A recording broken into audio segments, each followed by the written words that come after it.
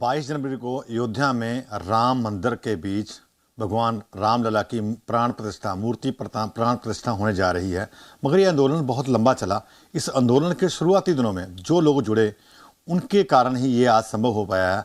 हमारे साथ आज राम भगत और भाजपा के वरिष्ठ नेता और वकील जिन्होंने लिबरान कमीशन ने भी इस केस को लड़ा है, सत्यपाल जैन जी। जैन साहब, कैसा आंदोलन था? बहुत अच्छा आंदोलन चला।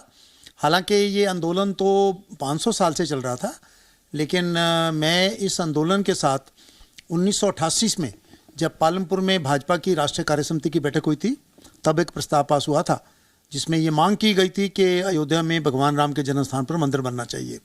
उसके बाद लगातार 35 वर्षों से मैं इस आंदोलन से जुड़ा हूँ। 89 में जो कार सेवा हुई थी उसमें भी चंडीगढ़ से मैं गया था और हमको टुंडला आगरा के पास गिरफ्तार किया गया और 1 सप्ताह आगरा जेल में रखा गया था। उसके बाद दूसरी कार सेवा जो हुई वो 6 दिसंबर 1992 को हुई थी। उसमें भी भाग लेने चंडीगढ़ से जो लोग गए उनमें मैं शामिल था। हाँ, 5 दिसंबर को सुबह वहाँ पहुँच गए थे और दिन भर हमने घूमा, मंदिर के दर्शन किए। 6 दिसंबर को जब कार यात्रा शुरू हुई, कार सेवा शुरू हुई 11 बजे, तो मेरी आंखों के सामने वो सारा दृश्य मेरे को अभी भी याद है। 11 बजे के करीब कार सेवा का समय था। जो ही कार सेवा का समय शुरू हुआ, लाखों की तादाद में कार सेवक जो वहाँ पहुँचे हुए थे, जो बहुत आक्रोश में थे, गुस्से में थे कि इतने वर्ष हो गए हैं हमारे यहाँ, हमारे मंदिर को तोड़कर मस्जिद बनाई गई और हमें मंदिर बनाने की अनुमति नहीं मिल रही। कब तक ये काम चलेगा सारा? कब तक हम ऐसे ही कार सेवा करते रहेंगे, आते रहेंगे, जाते रहेंगे?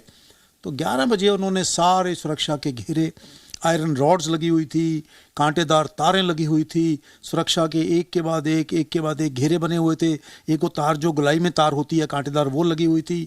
लोगों ने आक्रोश में आके सारा कुछ उखाड़ दिया, सब कुछ तोड़ दिया और लोग हज़ारों की तादाद में उस ढांचे में गए और लोगों ने गुस्से में आक्रोश में आकर उसको तोड़ा।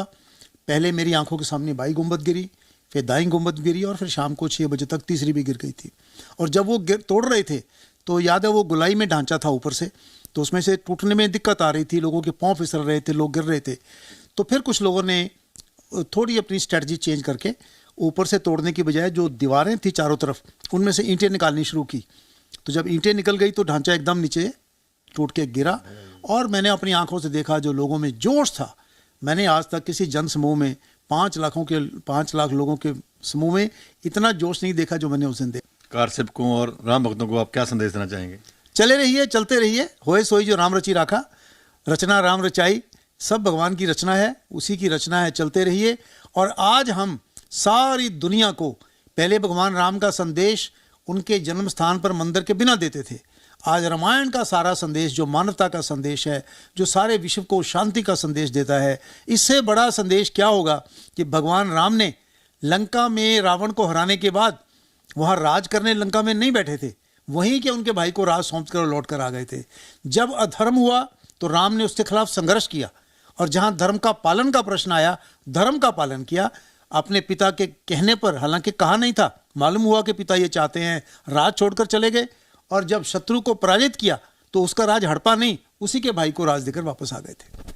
ये हमारा विश्वदेव कुटुंबकम का जो संदेश है, सारी दुनिया को मानवता का संदेश है, बहुत महत्वपूर्ण संदेश है जिसको सारी दुनिया को आज अयोध्या से सुनाया जाएगा।